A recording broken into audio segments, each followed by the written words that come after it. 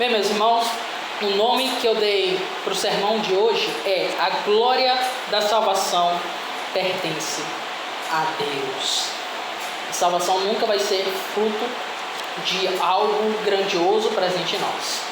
Sempre vai ser fruto da ação maravilhosa e irresistível da graça de Deus por nós. É isso que nós vamos ver hoje em 1 Coríntios, do 26 até o verso 5 do capítulo 10. Mas antes, como sempre tenho o costume, sempre vou fazer, nós vamos olhar um pouquinho do contexto da carta. A carta foi escrita pelo apóstolo Paulo, provavelmente ali da cidade de Éfeso, durante a sua terceira viagem missionária. Então, pelos cálculos que se fazem, datam ela mais ou menos do ano 54 a 55 depois de Cristo, certo? E quando a gente olha sobre a cidade de Corinto, a gente percebe que ela era uma cidade romana de grande importância, porque ela se localizava num local que ficava entre dois portos ali. Então ela servia como esse caminhamento entre os portos. Em vez de eles terem que fazer todo o contorno na parte da terra para poder chegar no outro porto, eles poderiam tirar os barcos da água e levar até outro local. E então houve uma grande concentração ali de uma economia marcante. Isso fez ela prosperar de uma forma mais comercial, também fez prosperar a cultura ali local, já que eram viajantes de vários locais e pessoas iam para lá, grandes filósofos, grandes pensadores, e também na imoralidade, né? Que é onde corre muito dinheiro, junta muita gente, e onde junta muita gente sem temor a Deus, o pecado cresce, né?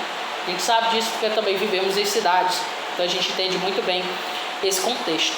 E a moralidade era tanta que havia templos que eram dedicados à imoralidade. Então, existia templos a Afrodite, a deusa Afrodite mesmo, da mitologia grega, onde existiam as prostitutas cultuais, né? Então, os homens eram levados ali para se prostituírem como uma forma de culto. Veja só quão terrível era a espiritualidade ali. A espiritualidade e a imoralidade estavam misturadas no meio daquele povo. Era tanto que quando as pessoas iriam fazer coisas muito perversas, eles diziam que iam corintianizar. Veja que complicado. Não confundir com o time do Corinthians, né? Como alguns já fizeram aqui piada. Não tem nada a ver com o time do Corinthians, certo? Mas eles usavam esse termo, né? E se você queria xingar uma mulher, eles iam chamá-la de Coríntia, de tão horrível que era.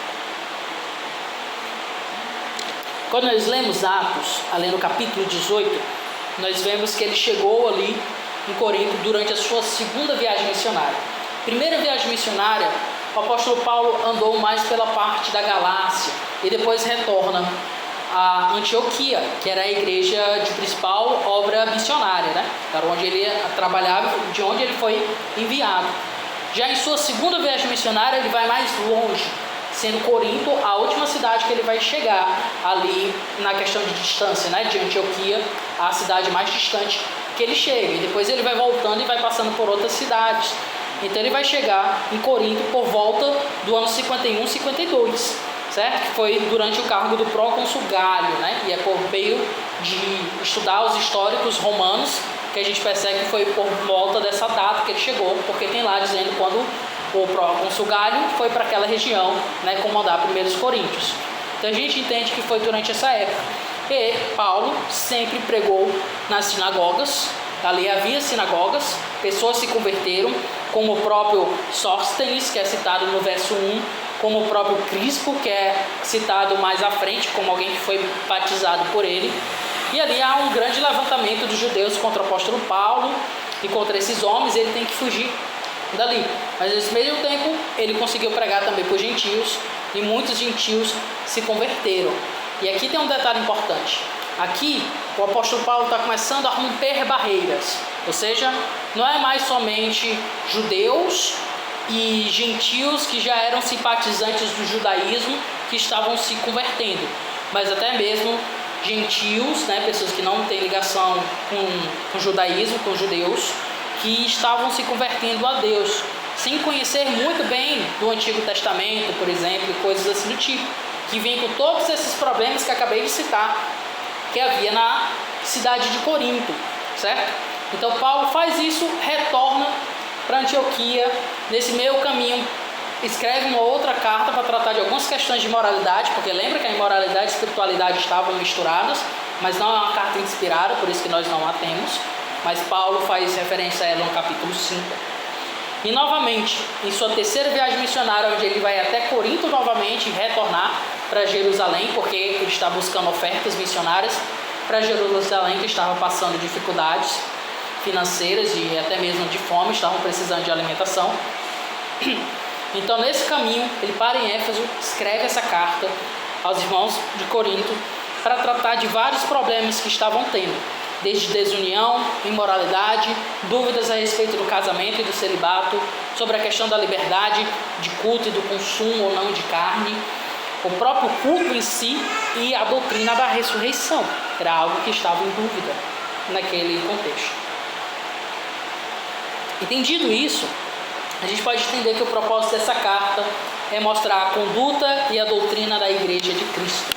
Por isso que ela é uma carta tão valiosa a nós. Às vezes a gente lê essa carta e fica assim, riego, esses corintianos aqui eram um povo estranho, né? Mas todos nós precisamos entender como deve ser a nossa conduta diante de Deus, como o irmão Lázaro falou, né? Nosso culto racional. Como é que deve ser o nosso culto a Deus? O que o apóstolo Paulo quis dizer por dizer racional? É o culto coerente, lógico, né? Então a nossa conduta e a nossa doutrina devem estar bem arraigados. E é isso que o apóstolo Paulo quer fazer neste livro. E aqui, do capítulo 1 ao capítulo 4, ele vai estar tratando principalmente da questão da desunião. Ok? Explicado tudo isso, né? Vamos então para a palavra de Deus.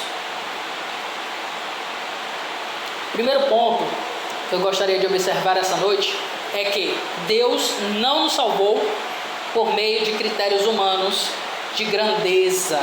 Veja só o que ele vai dizer no verso 26 e verso 27. Irmãos, considerem a vocação de vocês. Primeiro ele está chamando a atenção das pessoas, certo? Está dizendo, olha, preste atenção, se acorde, olhe para si, considerem a vocação de vocês, o chamado de vocês. Não foram chamados muitos sábios segundo a carne, nem muitos poderosos, nem muitos de nobre nascimento. Ou seja, como a gente viu no capítulo anterior, né, voltando aqui no começo do capítulo, na verdade, esses irmãos eles estavam produzindo divisões entre eles. E alguns estavam dizendo, eu sou de Paulo, como se dissesse, eu sou da tradição de Paulo, outros eu sou de Pedro, outros eu sou de Apolo.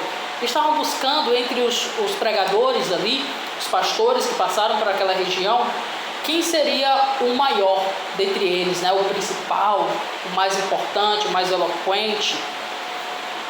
E o apóstolo Paulo está combatendo essa ideia de grandeza que era típica na sociedade romana. Muitos deles buscavam aquelas ideias eloquentes das filosofias gregas e da retórica, que buscava trazer os status de uma pessoa por meio da sua desenvoltura, ou posição social, ou riqueza, ou favores que ela poderia oferecer.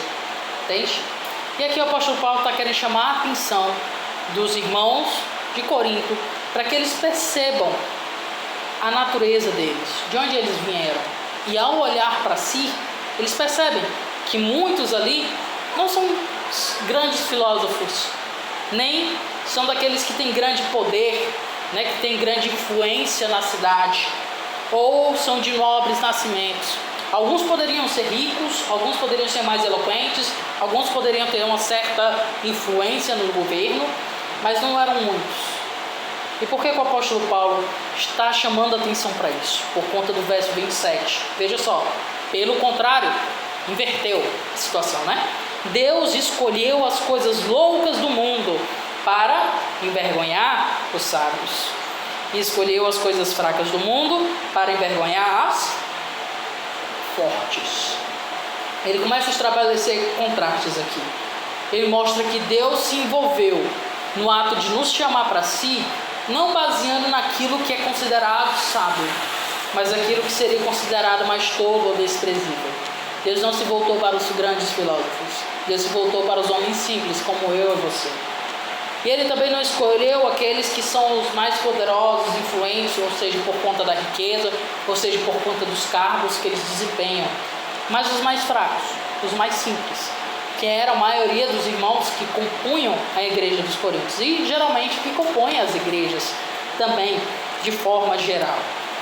E ele continua no verso 28: e Deus escolheu as coisas humildes do mundo e as desprezadas, olha a ênfase, e aquelas que não são, para reduzir a nada as que são. Ou seja, não é porque você é sábio, não é porque você é poderoso, não é porque você é de nobre nascimento. Não. Deus lhe escolheu porque Ele quis humilhar o mundo nesse seu projeto próprio de grandeza. Deus quis mostrar que a grandeza vem dele, não de nós por nós mesmos. Por isso que Ele chamou os humildes, por isso que Ele chamou os fracos, por isso que Ele chamou os loucos, por assim dizer. Porque este não é o elemento principal para a nossa salvação. Ele diz no verso 29, a fim de que ninguém se glorie na presença de Deus. Ou seja, quando nós estivermos diante de Deus, em nossas orações, em nossos devocionais, na nossa partida e encontro com Ele, nós nunca vamos poder dizer: Senhor, o Senhor fez uma boa escolha em me salvar. Senhor, porque realmente aqueles meus estudos ali valeram a pena. Senhor, porque como eu sou de nobre nascimento, eu tive essa herança aqui, eu pude ajudar no teu reino. Ou, Senhor, porque eu sou realmente poderoso e influente na política, então eu consegui abrir portas para que o evangelho continue. Então o Senhor foi muito sábio em me salvar. Não, meus irmãos, esse não é o critério de Deus. É óbvio que todos esses nossos elementos pertencentes a nós, seja a herança que recebemos, seja a sabedoria que desenvolvemos, seja a influência que nós podemos ter na sociedade, devem ser usadas para a glória de Deus, sim. Mas nós nunca podemos pensar que foi por conta disso que Deus escolheu. Não. Porque Deus escolheu as coisas desprezadas, aquelas que não são, para reduzir a nada as que são. Os critérios de Deus não são os critérios humanos, não é? Muitas das vezes perguntam: por que Deus não se manifesta logo e faz todo mundo se converter?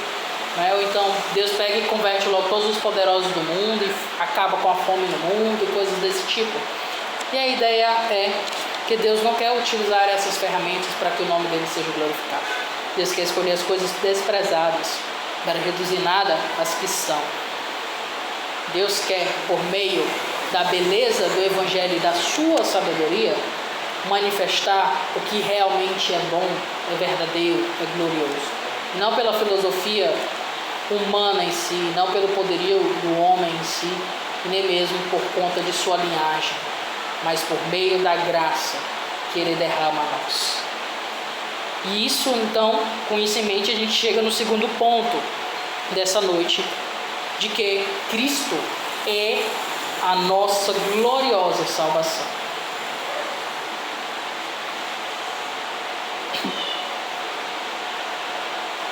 Veja só que diz, continuando os versículos, né? Diz assim: mas vocês são dele, em Cristo Jesus, o qual se tornou para nós, da parte de Deus, sabedoria, justiça, santificação e redenção. Veja que grandioso, né? Veja, Deus escolheu os desprezados a fim de humilhar aqueles que têm grandes status no mundo. E Ele continua dizendo: vocês pertencem a Ele, por meio de Cristo Jesus.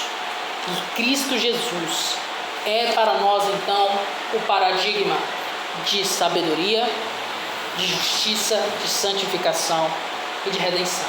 Ou seja, não é mais a filosofia que o mundo tem a oferecer, mas é a própria sabedoria do ato de Cristo nos resgatar para si, da instrução que vem do próprio Deus para nós.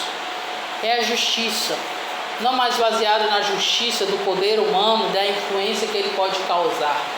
Na cultura dos coríntios existia a questão do benfeitor e do beneficiário. Algo parecido que às vezes a gente encontra na nossa cultura. É algo assim: eu faço um favor para você e logo você fica me devendo algum tipo de favor, né? A gente percebe isso, passou até a nossa cultura. Quando a gente agradece, nós não dizemos agraciados, nós dizemos obrigado, né? Tipo, fiquei obrigado a você por alguma questão.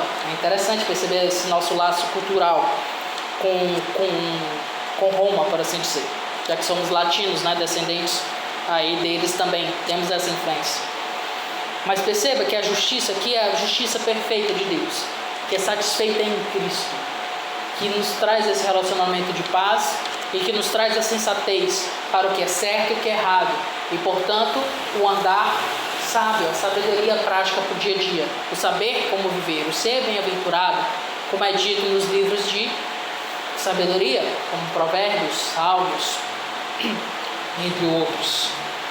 Cristo também é a nossa santificação, porque é por meio de Cristo e somente dele que podemos ter relacionamento com Deus e crescer nessa relação com Deus.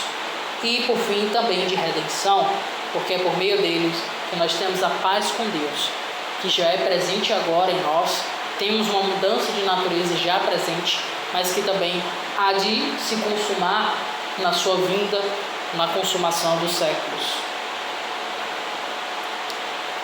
E Paulo continua no verso 31. Para quê? Como está escrito, ele apela às Escrituras. Aquele que se gloria, glorie-se no Senhor. Novamente, né? A glória deve pertencer somente a Deus. Bem claro aqui.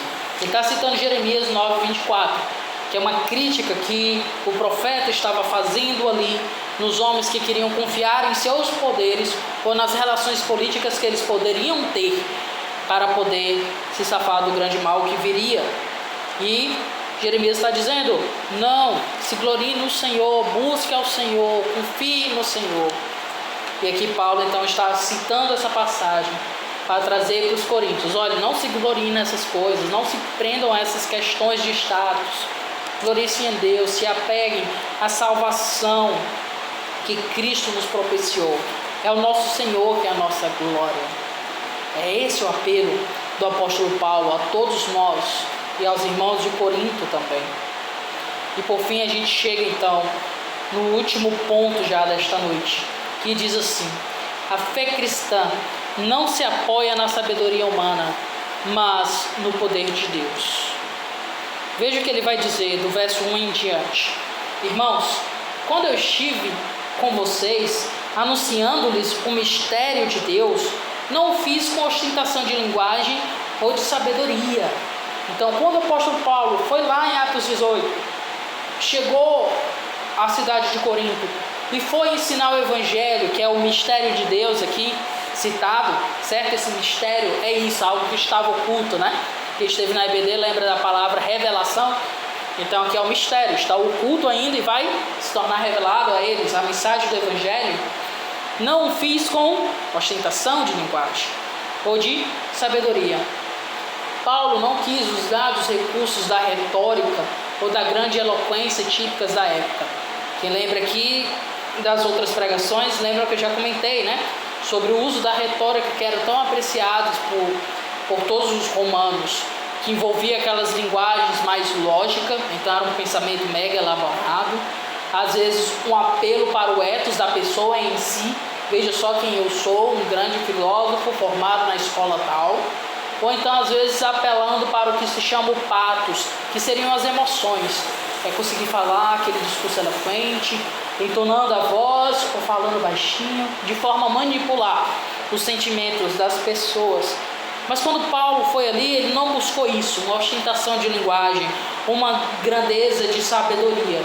Porque ele decidiu, no verso 2, porque decidi nada saber entre vocês, a não ser Jesus Cristo e este crucificado.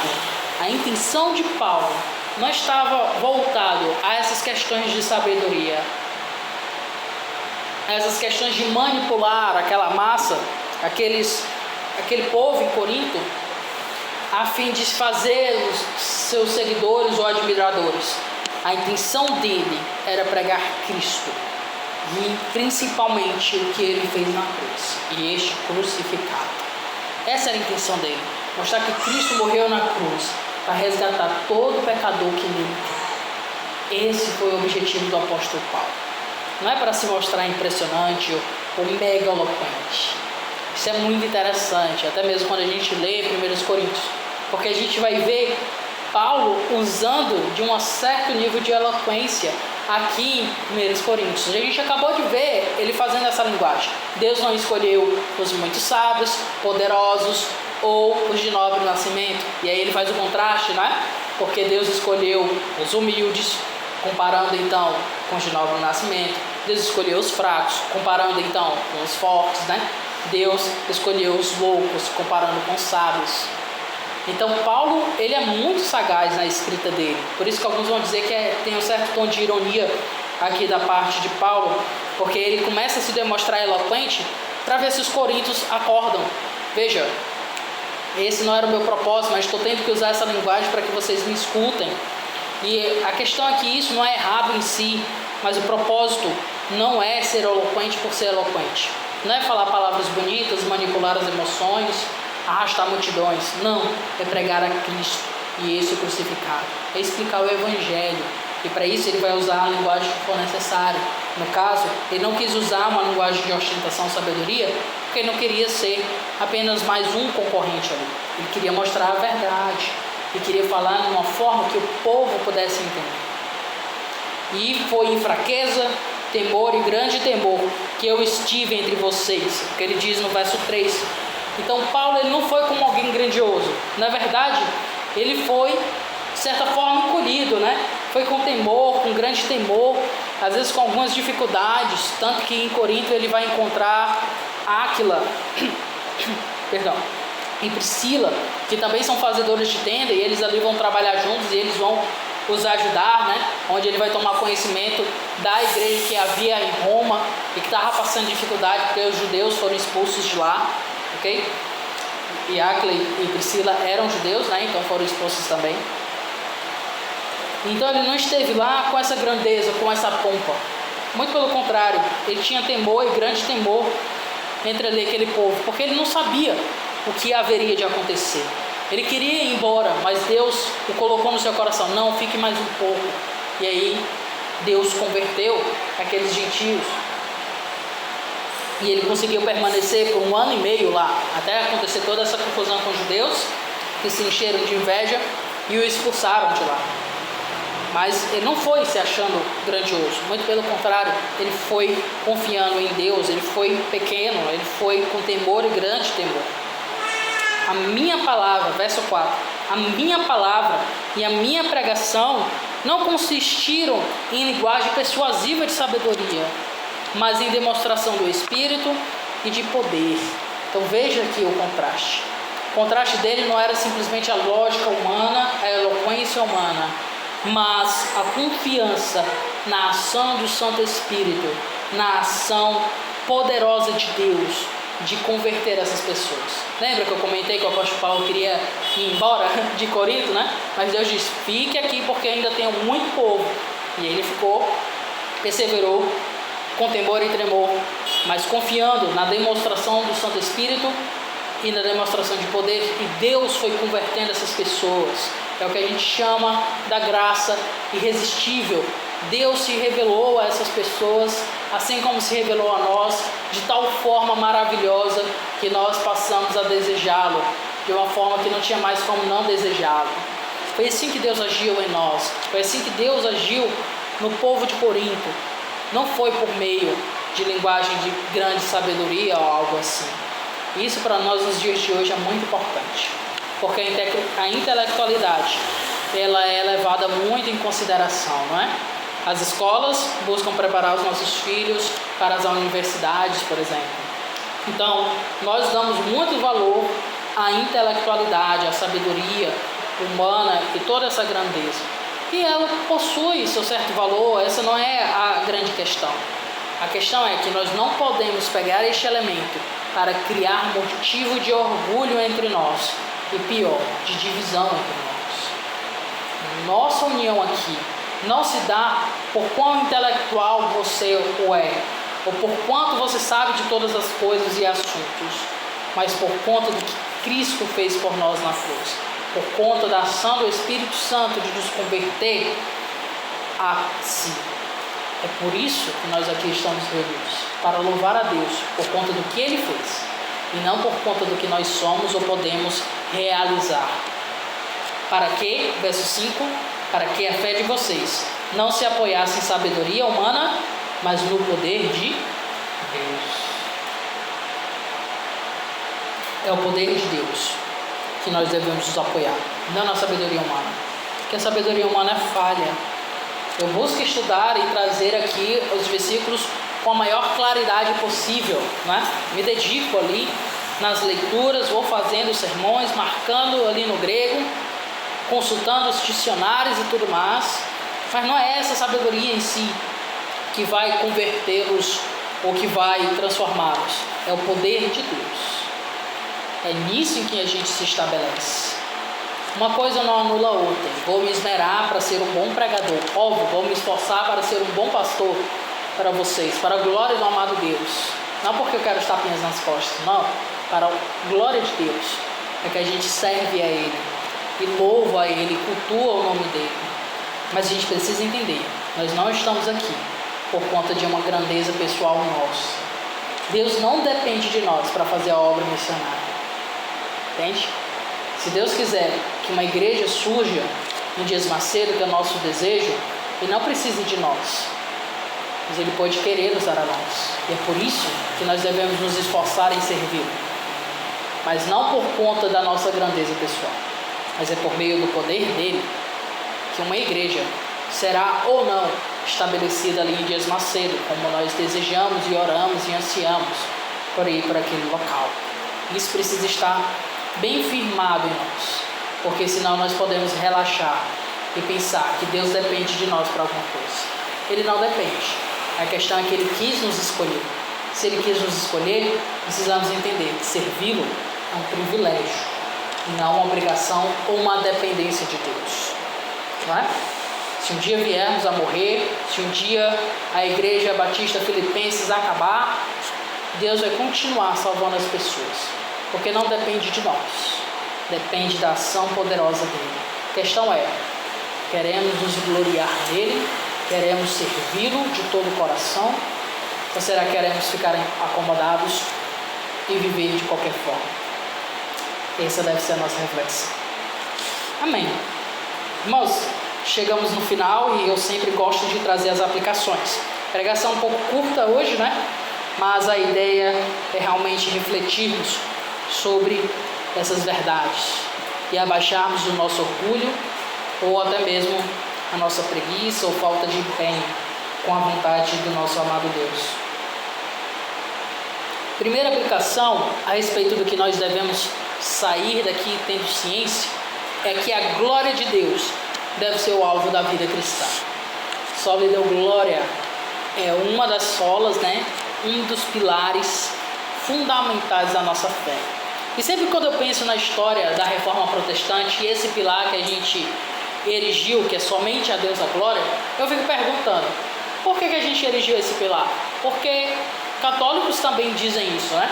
Tanto que é interessante que muitos católicos, eles amam as músicas de Johann Sebastian Bach, que sempre escrevia que era um protestante, luterano, e sempre nas suas partituras ele escrevia ali no começo, Deus me ajuda, e no final, SDG, só lhe deu glória. Eles admiram, amam e citam, né, só lhe deu glória e tal, como algo grandioso. E eu sempre me perguntei, por que os protestantes colocaram esse pilar, né? Porque eles precisavam ter constantemente noção de que tudo que eles estavam fazendo não era por birra, não era por um orgulho, não era por uma rebeldia, mas era por conta da glória de Deus. Eles entenderam que a glória de Deus era o alvo da vida cristã. E é isso que a gente tem que sair conscientes aqui. A sua vida possui o alvo de glorificar a Deus e se gloriar nele. Esse é o nosso alvo. É o que o apóstolo Paulo deixa bem claro aqui. Se nós tivermos essa consciência, nosso envolvimento em todas as esferas da nossa vida vai realmente valorizar o que as Escrituras nos estimulam a seguir. O segundo passo, segunda aplicação nossa para hoje, tem a ver com as nossas afeições, não é? O que nós devemos sentir, certo? Guarda teu coração do orgulho de sua grandeza pessoal. Isso ficou bem óbvio aqui na passagem, né? Não permita que seu orgulho, que as suas habilidades naturais, certo? Sua riqueza, ou seu grande conhecimento, ou a sua capacidade de influência seja um elemento que gere um orgulho em ti. Lembra, a tua salvação foi pela graça de Deus. Foi somente pela graça de Deus que você foi redimido. E não deve ser isso o que lhe guia a querer estar aqui entre os irmãos, que é um dos grandes problemas do mundo atual também. Muitos às vezes querem buscar igrejas por motivos de orgulho. Porque a minha igreja é assim, assim, assada, então é uma igreja show, ou então me dá espaço para atuar naquilo que eu quero, naquilo que eu gosto. Claro, devemos buscar o espaço para atuar e tudo mais, mas não por motivo de orgulho, não para sermos aplaudidos e receber os tapas nas costas, mas para louvar a Deus pelo que Ele tem feito por nós. Se nós agirmos aqui por o nosso orgulho, ou pensarmos em nossas grandezas e aí sim criar motivos de estar na igreja por conta de quem somos e não por conta de quem Ele é, então nosso coração pode estar se inclinando para uma idolatria. Lembram o que é um ídolo? Um ídolo é tudo aquilo que eu quero, mas quero tanto mesmo, que eu sou capaz de pecar para obter, ou eu peco por não ter obtido. Isso é tão cruel, porque até mesmo coisas santas podem virar motivo de idolatria. Podemos deturpar por conta do orgulho. Então talvez você queira servir a Deus para ser bem visto entre os irmãos ou entre o povo, entende? E não para louvar a Deus. Esse é o perigo que a gente tem que se guardar. Então guarde teu coração do orgulho de sua grandeza pessoal. Deus nos dá habilidades e dons. Glória a Deus por isso. E nós devemos usar justamente para essa glória dele, a edificação dos irmãos. Então guarde teu coração do orgulho de sua grandeza pessoal. E por fim, viva com gratidão, alegria e dedicação mediante a salvação conferida a nós por Cristo. Uma vez que somos salvos, uma vez que fomos resgatados pelo nosso bom Senhor, por Cristo, por meio dele e somente dele que temos redenção, como o apóstolo Paulo falou. Por acaso vocês foram batizados em nome do apóstolo Paulo? Por acaso vocês são salvos por meio de mim? Vocês estão dividindo Cristo, despadaçando Cristo? Não, é somente por meio de Cristo. Mas uma vez entendendo que é por meio dele que nós somos salvos, isso deve impactar as nossas ações. Devemos viver uma vida grata diante de Deus, mesmo diante das dificuldades, porque sabemos que apesar das dificuldades, nós temos a salvação, nós temos a presença de Deus, que age de forma soberana, cuidando de nós. Podemos também desenvolver alegria, porque Ele é presente, porque nada foge da mão dEle, porque nada vai poder nos separar dEle. E também podemos nos dedicar, então, a servi-lo com toda a integridade do nosso ser, porque sabemos que Ele, com toda a inteireza do que Ele era, encarnou, veio ao mundo, morreu na cruz para nos reconciliar com Deus. Então que essa seja a nossa forma de viver. Uma vida com gratidão, com alegria, com dedicação, mediante a salvação conferida a nós por Cristo. Amém? Amém. Vamos orar, meus irmãos. Oremos. Senhor amado Cristo, grandioso Espírito Santo, Deus Pai presente, Deus Trino amado, nós te louvamos, porque grandioso és tu, muito sábio, muito poderoso e presente. Nós sabemos que, por mais habilidosos que possamos ser, a nossa salvação não vem mediante o que somos, mas mediante o que tu és e o que tu fez por nós. Foi tu que nos escolheu antes da fundação do mundo, foi tu que encarnou e veio a nós e morreu na cruz e ressuscitou ao terceiro dia. Foi tu que conquistou o nosso coração, arrancou esse coração de pedra, substituiu-o de carne, nos redimiu por tua ação poderosa em nós. E o nosso pedido, Senhor, é que continue a atuar em nossas vidas, a fim de nunca esquecer dessa verdade tão fundamental. E que essa verdade tão fundamental e verdadeira, como nós vimos hoje, nos motive a caminhar de forma a glorificar a Ti. Que nosso motivo de nos reunir aqui não seja nunca motivo de orgulho ou mera amizade pela própria amizade em si, mas pelo desejo de Te louvar e Te servir, de ouvir da Tua palavra, de entoar os hinos a Ti, de ser presente de somar na tua obra, de ter o privilégio de compartilhar teu evangelho com os perdidos. Então, Senhor, nós rogamos por isso. Enche-nos de Ti, aviva-nos de uma forma real, a fim de que possamos Te louvar com toda a inteireza do nosso ser, assim como Tu nos salvou por meio de toda a inteireza da Tua manifestação. Rogamos então, em nome de Cristo Jesus. Amém.